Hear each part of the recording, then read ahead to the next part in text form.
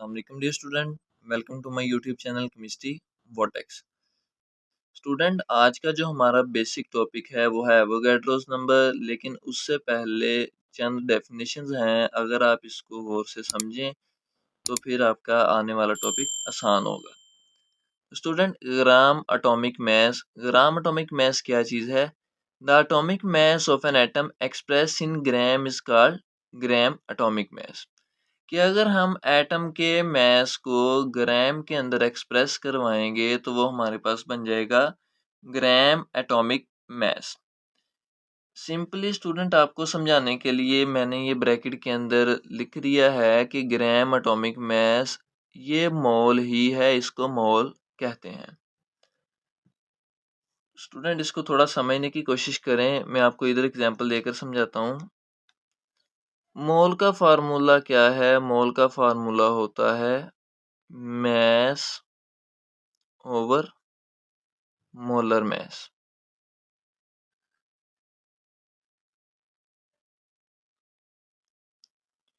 अब मास के लिए स्मॉल m हम लोग यूज कर लेंगे, मोलर मास के लिए कैपिटल M हम लोग टर्म यूज करेंगे।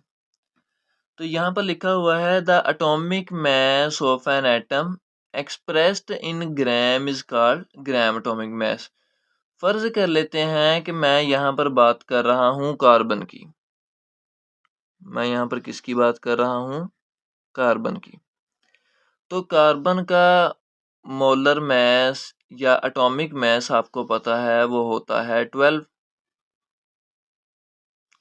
तो अगर मैं यहाँ पर कार्बन का जो मैं सैंपल ले रहा हूँ उसका अगर मैं मास भी यहाँ पर 12 लूँ और उसका एटॉमिक मास भी 12 है, तो ये दोनों चीज़ें कैंसिल होने के बाद मेरे पास जो आंसर आएगा वो बन जाएगा 1 मोल।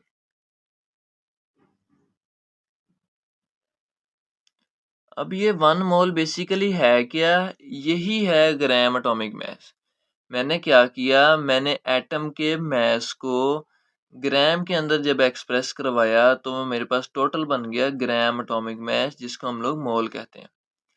12 ग्राम मैंने सैंपल लिया और 12 AMU एटॉमिक मास यूनिट उसका एटॉमिक मास मैंने लिया और डिवाइड करवाया तो आंसर आ गया 1। तो ये 1 मोल जो है ये कार्बन के, इसके अंदर कितने पार्टिकल्स होंगे टोटल? 1 मोल के अंदर जो पार्टिकल्स होते हैं वो होते हैं 6.02 इंटू 10⁻23। ये चीज़ें आप लोग आगे थोड़ा सा इसको डिस्कस करोगे। तो समझाने का मकसद यहाँ पर क्या था कि आपकी बुक के ऊपर एग्जांपल लिखी होगी कि 12 gram of carbon is equal to 12 molar mass is equal to 1 mole.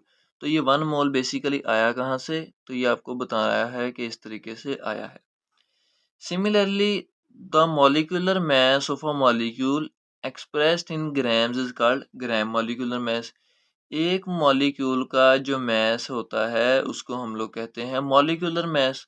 तो अगर हम उसको भी ग्राम के अंदर एक्सप्रेस करें तो वो हमारे पास बन जाएगा gram molecular mass. For example हम लोग यहाँ पर एग्जांपल लेते हैं, चलें ग्लूकोज की ले लेते हैं C6H12 एंड O6। सबसे पहले हम लोग ग्लूकोज का निकालते हैं मॉलिक्यूलर मास। तो C6 है, H12 है, O6। तो कार्बन के 6 एटम है, 6 इंटू 12 उसका एटॉमिक मास है, प्लस हम लोग ऐड कर लेते हैं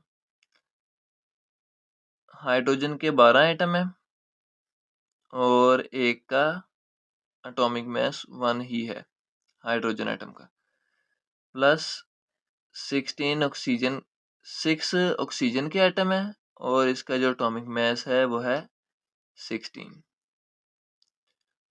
तो 6 इंटू 12 72, 12 इंटू 1 12, 16 इंटू 6 ये बन जाएगा 96। तो इसको कैलकुलेट करेंगे तो हमारे पास आंसर आ जाएगा 180। तो ये 180 AMU जो है ये है मॉलिक्यूलर मास, कैपिटल M। तो यहाँ पर हमने बात क्या किया है, the molecular mass of a molecule express in grams. तो अगर मैं इसके मोल निकालना चाहूँ तो मैं इसका जो मास लूँगा वो 180 ग्राम लूँगा, और इसको इसी के मॉलिक्यूलर मास 180 AMU पर अगर मैं डिवाइड करवाऊँ तो ये मेरे पास आंसर आ जाएगा 1 मोल। तो मतलब कहने का ये है कि 180 ग्राम अगर मैं सैंपल लूँ ग्लूकोज का, तो उसके मॉलिक्यूलर मास पर डिवाइड करवाऊँ तो वो मेरे पास 1 मोल बन जाएगी वो चीज़। इसको कहते हैं ग्राम मॉलिक्यूलर मास। तो ये भी मोल ही है स्टूडेंट, ये भी मोल ही है। Gram formula mass the formula mass of an ionic compound. यहाँ पर एक बात आपने ज़हन में रखनी है, मैंने आपको बारहा बताया है कि फार्मूला मास जो है ये सिर्फ आयोनिक कंपाउंड के लिए एक टर्म यूज होती है। The formula mass of an ionic compound express in gram is called gram formula mass. कि अगर हम किसी आयनिक कंपाउंड के मास को फार्मूला मास को ग्राम के अंदर एक्सप्रेस करवाएं तो हमारे पास बन जाएगा मोल। फॉर एग्जांपल हम लोग यहाँ पर लेते हैं NaCl की एग्जांपल, NaCl। तो सबसे पहले हम लोग यहाँ पर NaCl का मॉलिक्यूलर मास निकालेंगे, सॉरी फार्मूला मास हम लोग उसे कहेंगे, मॉलिक्यूलर मास नहीं कहेंगे। तो सोडियम का आ जाएगा 23 प्लस क्लोरीन का होता है 35.5, आंसर आएगा 58.5 AMU। तो ये तो उसका आ गया फॉर्मूला मास। तो अगर हम लोग मोल के फार्मूले के अंदर इस वैल्यू को पुट करें और NaCl का इतना ही वेट लें 58.5 ग्राम, और उसका जो फार्मूला मास है वो भी है 58.5 ग्राम, तो ये हमारे पास आंसर आ जाएगा 1 मोल के इक्वल। तो बेसिकली ये डेफिनेशंस किसकी बना रहे हैं हम लोग, ये डेफिनेशन हम लोग मोल की ही बना रहे हैं कि अगर हमारे पास जितना सैंपल का मॉलिक्यूलर मास है या एटॉमिक मास है या फार्मूला मास है उतना ही उसका वे ले लें ग्राम के अंदर, तो हमारे पास 1 मोल के इक्वल आ जाएगा, जिसको हम लोग कहते हैं gram atomic mass, gram molecular mass and gram formula मास। तो बेसिकली आपने इसको ऐसे याद कर लेना है, और मोल का आपने फार्मूला भी अपने ज़हन में रखना है कि मोल क्या है, mole is equal to mass over molar mass. तो स्टूडेंट हम लोग नेक्स्ट चलते हैं अपने असली टॉपिक की तरफ। आज हमने पढ़ना था एवोगैड्रोस नंबर। तो स्टूडेंट एवोगैड्रोस नंबर स्टूडेंट को अक्सर बेशतर इसके अंदर बहुत ज़्यादा मसला आता है कि एवोगैड्रोस नंबर है क्या चीज़, इसको याद कैसे करना है, या समझ नहीं आती इस टॉपिक की।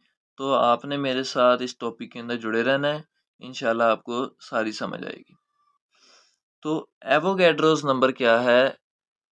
It is a collection of 6.02 into 10 raised to power 23 particles। असल में ये है क्या चीज़?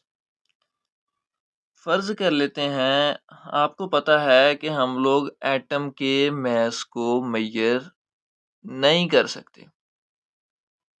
हम लोग एक एटम के मास को मेजर नहीं कर सकते, ऐसा कोई भी पैमाना नहीं है या कोई भी इंस्ट्रूमेंट नहीं है कि जो एक एटम के मास को मेजर कर सके। एटम बहुत छोटा होता है। तो स्टूडेंट हम लोग क्या करेंगे, हम लोग इसका मास, हम एक सैंपल ले लेंगे। फॉर एग्जांपल हम एक सैंपल ले लेते हैं 1 kg एटम्स का। तो इससे हमारे पास मास तो आ गया 1 kg, लेकिन एक एटम का मास निकालने के लिए हमें उसके अंदर टोटल एटम से डिवाइड करना पड़ेगा। आपको मैं एक सादा सी एग्जांपल से समझाता हूँ कि ये एक बॉक्स है कैंडीज का, कैंडीज का बॉक्स है, इसके अंदर कैंडीज हैं बहुत सारी। तो इसका जो मैं कहता हूँ कि मैस है वो है 100 ग्राम। पूरे बॉक्स का जो मैस है वो है 100 ग्राम। और इस बॉक्स के ऊपर लिखा हुआ है कि इसके अंदर टोटल 100 कैंडीज हैं। तो मैं 100 ग्राम को अगर मैं 100 पर डिवाइड करवाऊंगा तो मेरे पास आ जाएगा 1 ग्राम। तो इसका मतलब ये हुआ कि एक कैंडी का जो वेट है वो है 1 gram. Similarly in case of atoms, अगर मैं एक एटम का मैस मेजर नहीं कर सकता तो मैं 1 kg एटम्स ले लूंगा। अब 1 kg को मैं टोटल नंबर ऑफ एटम्स जो उसके अंदर मौजूद हैं उस पर डिवाइड करवा दूंगा तो मेरे पास एक एटम का मैस आ जाएगा। यहाँ तक तो सारी बात ठीक है। लेकिन अब 1 kg जो मैंने सैंपल लिया है उसके अंदर एटम्स हैं कितने बेसिकली? ये वही हिसाब हो गया कि आप 1 kg शुगर लेकर आए। अब उसके अंदर शुगर के, चीनी के छोटे छोटे दाने मौजूद हैं। तो आपसे कोई पूछे कि ये 1 kg जो शुगर है इसके अंदर टोटल इसके कितने दाने हैं, चीनी के कितने दाने हैं, तो आप नहीं बता सकोगे या काउंट करने थोड़ी ना बैठ जाओगे, इतने ज़्यादा उसके अंदर होते हैं। तो इसी कन्फ्यूजन को दूर करने के लिए अमीडो एवोगैड्रोस एक साइंटिस्ट था। उसने अपना कॉन्सेप्ट पेश किया एवोगैड्रोस नंबर के हवाले से। उसने कहा कि कोई भी चीज़ जो है 1 kg है फॉर एग्जांपल, या 1 मोल कोई भी चीज़ है, उसके अंदर 6.02 इंटू 10⁻23 ही पार्टिकल्स हैं। बस बात ख़त्म, हमने इस बात पर मज़ीद बहस नहीं करनी। कोई आपसे पूछे कि 1 kg शुगर के अंदर कितने दाने मौजूद हैं चीनी के, सिंपली उसे ये कह दो कि 6.02 इंटू 10⁻23 पार्टिकल्स मौजूद हैं। नहीं यकीन तो आप खुद गिन लो, ठीक है। तो मतलब कहने का ये है, आपने सिर्फ बहस खत्म करनी है। आपने यही कहना है कि 1 मोल सब्सटेंस है या 1 किलो चीनी है या कोई भी चीज़ है, उसके अंदर 6.02 इंटू 10⁻23 पार्टिकल्स ही मौजूद हैं, इससे ज़्यादा पार्टिकल्स नहीं मौजूद।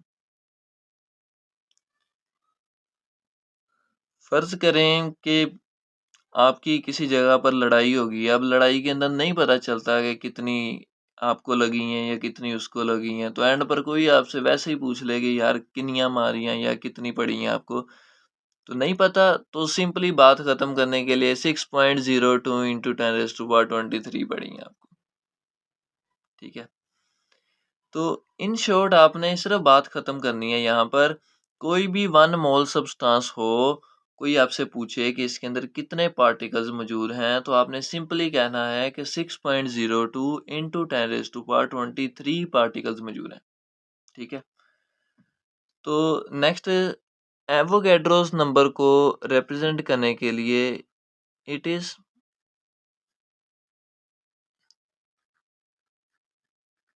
रिप्रेजेंटेड बाय, आपने एन बी कैपिटल लिखना है, ए बी कैपिटल लिखना है, लेकिन ए को थोड़ा सा इस तरह करके लिखना है, एन ए, ठीक है। तो ये एवोगैड्रोस नंबर को रिप्रेजेंट करता है।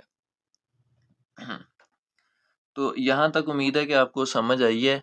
इससे नेक्स्ट हम लोग जो कॉन्सेप्ट कैरी करेंगे उसको आपने अपने ज़हन में रखना है। अब स्टूडेंट यहाँ पर एक इम्पोर्टेंट चीज़ आ गई है कि पार्टिकल्स के अंदर क्या-क्या चीज़ें हो सकती हैं। पार्टिकल्स के अंदर हो सकते हैं एटम्स, मॉलिक्यूल्स या formula units of ionic compound, ये चीज़ें हो सकती हैं। तो अगर आपको कोई कहे कि 1 mole of carbon contain how many atoms of carbon? चलो क्वेश्चन मुकम्मल ही कर देते हैं। 1 mole of carbon contain how many atoms of carbon? तो स्टूडेंट आपने सिर्फ ये कहना है कि 1 mole of carbon is equal to 6.02 into 10 raised to power 23। अब ये कार्बन ही है। सिमिलरली आपको कोई कहे कि 1 मोल ऑफ वाटर, तो आपने कहना है ये 6.02 into 10 raise to power 23 particles किसके हैं? वाटर के। और अगर आपको कोई कहे कि 1 mole of NaCl is equal to, तो आपने सिंपली कहना है कि 6.02 into 10 raise to power 23 formula unit of NaCl, formula unit of NaCl। तो स्टूडेंट ये वही हिसाब हो गया जिस तरह आप बाजार अंडे लेने जाते हो तो आप उसे कहते हो कि 1 दर्जन अंडे दे दो, तो वो आपको 12 अंडे ही देगा। सिमिलरली यहाँ पर वो क्वेश्चन कर रहा है कि 1 मोल ऑफ कार्बन, आप कह दो कि 6.02 into 10 raise to power 23 particles of carbon. 1 mole of water is equal to 6.02 into 10 raise to power 23 particles of water, and 1 mole of NaCl is equal to 6.02 into 10 raised to power 23 formula unit of NaCl। ये बात तो हमने शुरू पर ही ख़त्म कर ली थी कि कोई भी 1 मोल जो चीज़ है वो 6.02 into 10 raise to power 23 particles के इक्वल होगी। दूसरा जो कॉन्सेप्ट में आपको यहाँ पर जो अभी कॉन्सेप्ट दिया है वो ये है कि अब अगर आपको कोई एटम्स देकर एटम पूछे तो वो सेम ही रहेगी।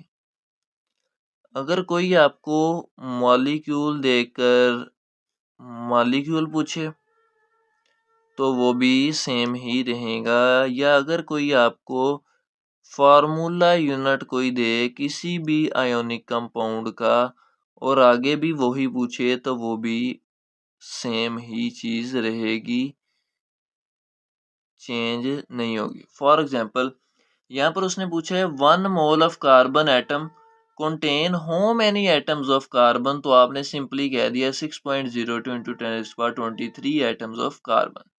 तो यहाँ पर एटम देकर एटम पूछा है तो ये सेम ही है।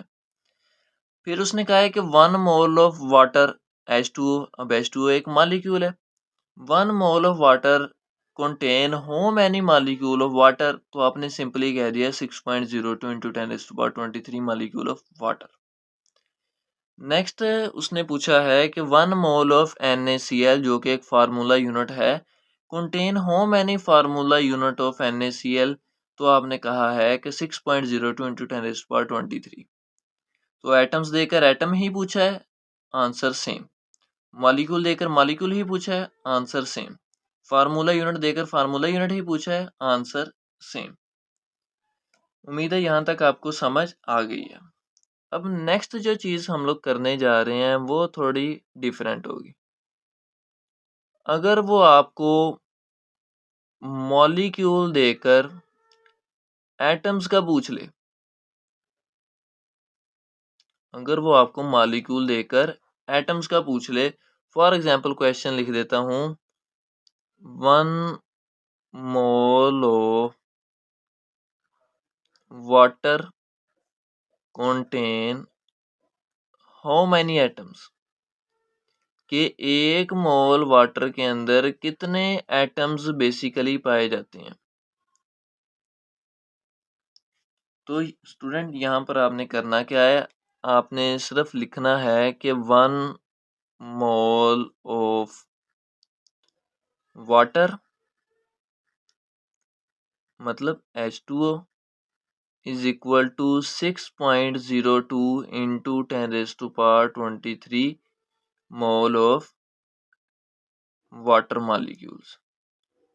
तो हमने ये चीज़ पहले ही पढ़ी है कि एक मोल वाटर के अंदर एक 6.02 इंटू 10⁻23 मॉलिक्यूल ही होंगे वाटर के। अब आपने करना क्या है कि वाटर का फार्मूला होता है H2O। तो एक वाटर के फार्मूला के अंदर 3 एटम होते हैं, 2 हाइड्रोजन एटम, 1 ऑक्सीजन एटम। तो यहाँ पर आपने लिखा है वाटर मॉलिक्यूल, ठीक है। तो आपने करना क्या है, बाद में आपने चेंज करना है 6.02 इंटू 10⁻23।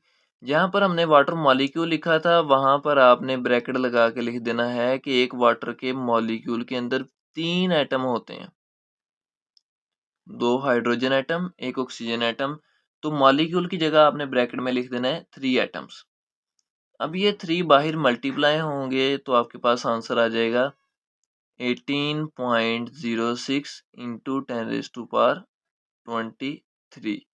अब चूंकि यहाँ पर हमने एटम का वर्ड यूज कर लिया था तो यहाँ पर भी एटम्स आ जाएगा, ठीक है। तो हमने किया क्या कि हमें पता है कि 1 mole of water molecule contain 6.02 into 10⁻23 molecules of water, ठीक है। मतलब मॉलिक्यूल को हमने मॉलिक्यूल के साथ ही रखा, आंसर हमारा सेम ही था। फिर हमने क्या किया, हमने सिर्फ यहाँ पर ये किया कि मॉलिक्यूल की जगह उस मॉलिक्यूल के अंदर जितने एटम्स मौजूद हैं हमने उनकी टोटल अमाउंट लिख दी कि एक वाटर मॉलिक्यूल के अंदर 3 एटम्स पाए जाते हैं, तो हमने 3 एटम्स लिख दिया। तो वो 3 बाहर मल्टीप्लाई हो गया, साथ में आ गया एटम्स। तो अब उसने क्वेश्चन क्या किया था, 1 mole of water molecules contain how many atom. तो हमने बता दिया कि एक मोल वाटर के अंदर बेसिकली 18.06 इंटू 10⁻23 एटम्स मौजूद हैं। स्टूडेंट आप साइंटिफिक नोटेशन के अंदर इसको चेंज भी कर सकते हो, 1.806 इंटू 10⁻24 भी आप लोग कर सकते हो, और ये क्या होंगे उसके अंदर एटम्स। स्टूडेंट अगर आपको लेक्चर में कोई भी मसला हो, कोई भी परेशानी हो, कमेंट सेक्शन खुला है, आप लोग कमेंट कर सकते हैं, अपना क्वेश्चन पूछ सकते हैं। कोशिश करें कि वीडियो को 1-2 बार रिवाइंड करके देखें, आपको इंशाल्लाह सारे कॉन्सेप्ट की समझ आ जाएगी। अब नेक्स्ट क्वेश्चन क्या है, नेक्स्ट क्वेश्चन ये है कि वो कह रहा है 1 mole of formula unit of ionic compound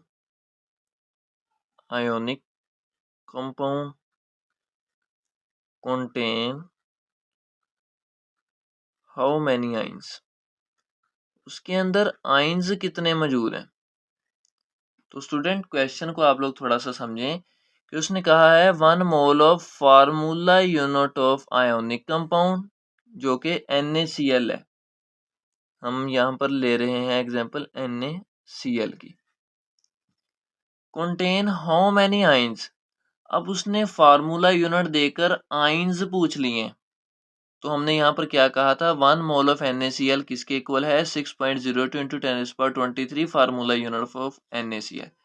तो यहाँ पर भी फार्मूला यूनिट था, यहाँ पर भी फार्मूला यूनिट था, हमने इनको इक्वल किया था। तो हम लोग यहाँ पर भी वही करेंगे कि 1 मोल ऑफ NaCl जो कि फार्मूला यूनिट ही है, ये 6.02 into 10⁻23 formula units of NaCl के इक्वल है।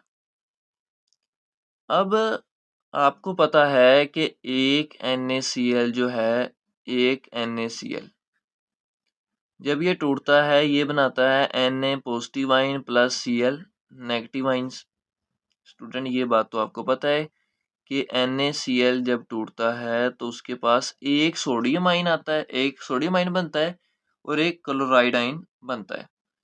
तो आपने सिंपली क्या करना है, इसी बात को आपने कैरी करना है 6.02 इंटू 10⁻23।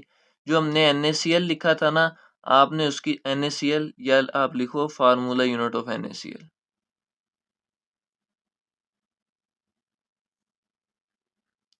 तो आपने सिंपली क्या करना है, आपने फार्मूला यूनिट ऑफ NaCl की जगह आपने ब्रैकेट लगा के लिख देना है कि एक NaCl के अंदर बेसिकली 2 आइंस मौजूद होते हैं। तो 6.02 इंटू 10⁻23 इसको 2 से मल्टीप्लाई करवाएं तो आपके पास आ जाएगा 12.04 इंटू 10⁻23। अब चूंकि आइंस यहाँ पर यूज हो चुका है तो हम भी यहाँ पर आइंस ही लिखेंगे। तो 1 मोल ऑफ NaCl के अंदर 12.04 इंटू 10⁻23 आइंस मौजूद होंगे। अब इसको साइंटिफिक नोटेशन के अंदर लिखें तो 1.204 इंटू 10⁻24 आइंस, ये आंसर आपके पास आ जाएगा। ठीक है, तो स्टूडेंट आपने इस कॉन्सेप्ट को समझना है कि पहले हम लोग क्या लेकर चले। पहले हम लोगों ने कहा था कि अगर कोई एटम्स देकर एटम पूछे आंसर सेम, मॉलिक्यूल देकर मॉलिक्यूल पूछे आंसर सेम, फार्मूला यूनिट देकर फार्मूला यूनिट पूछे आंसर सेम रहेगा। फिर हमने कहा कि अगर कोई आपको मॉलिक्यूल देकर एटम्स पूछ ले तो आपने उस मॉलिक्यूल के अंदर जितने एटम्स हैं आपने उससे मल्टीप्लाई करवा देना है। यहाँ पर वाटर मॉलिक्यूल के अंदर 3 एटम होते हैं, 2 हाइड्रोजन एटम, 1 ऑक्सीजन एटम। तो 3 इंटू 6.02 इंटू 10⁻23 करोगे तो आपके पास आंसर आ जाएगा। बुक के ऊपर उसने हाइड्रोजन के सेपरेट एटम्स फाइंड किए हैं, ऑक्सीजन के सेपरेट, तो कोई मसला नहीं है। हाइड्रोजन के 2 एटम है तो आप 2 इंटू 6.02 कर लो। ऑक्सीजन का 1 एटम है, आप 6.02 इंटू 1 कर लो, आप उसको मल्टीप्लाई करवा लो 1 से। नेक्स्ट हमने क्या बात की कि formula unit of NaCl ionic compound. NaCl का जो आयोनिक कंपाउंड था उसका फार्मूला यूनिट वो किसके इक्वल होगा, 6.02 into 10⁻23 formula unit of NaCl। हमने यही वाली चीज लिखी। फिर हमने कहा कि एक NaCl का जो आयोनिक कंपाउंड है वो जब टूटता है तो वो बनाता है एक Na पॉजिटिव आयन और एक क्लोराइड आयन। तो हमने कहा कि एक NaCl के अंदर 2 आयन्स मौजूद होते हैं तो सिंपली इसकी जगह 2 आयन्स लिख दिया। मल्टीप्लिकेशन करवाई तो आपके पास टोटल आयन्स आ गए, तो आपने इस तरह इसका आंसर निकाल लिया। तो आपने स्टूडेंट इस कॉन्सेप्ट को ऐसे ही लेकर चलना है। एवोगैड्रोस नंबर की डेफिनेशन रिप्रेजेंट कैसे करते हैं, फिर पार्टिकल्स के अंदर क्या क्या चीज़ें आ जाती हैं।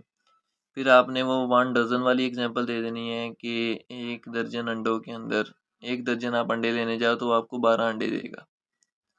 फिर सिंपल आपने पहले कैरी करना है, फिर आपने कॉम्प्लेक्स वाली 2 एग्जांपल्स ही लिखी हैं बुक के ऊपर, आपने वो कैरी करनी है। तो यहाँ तक आपका ये लॉन्ग क्वेश्चन सॉल्व हो जाएगा। तो स्टूडेंट अगर आपको लेक्चर में कोई भी मसला है, कोई भी परेशानी है, कमेंट सेक्शन खुला है, आप लोग कमेंट कर सकते हैं। और अगर आप लोगों को वीडियो अच्छी लगी तो चैनल को लाइक करें, सब्सक्राइब करें और बेल आइकन पर क्लिक करें ताकि मेरी हर न्यू आने वाली वीडियो का नोटिफिकेशन आप तक पहुंच जाए। तब तक के लिए अल्लाह हाफिज़।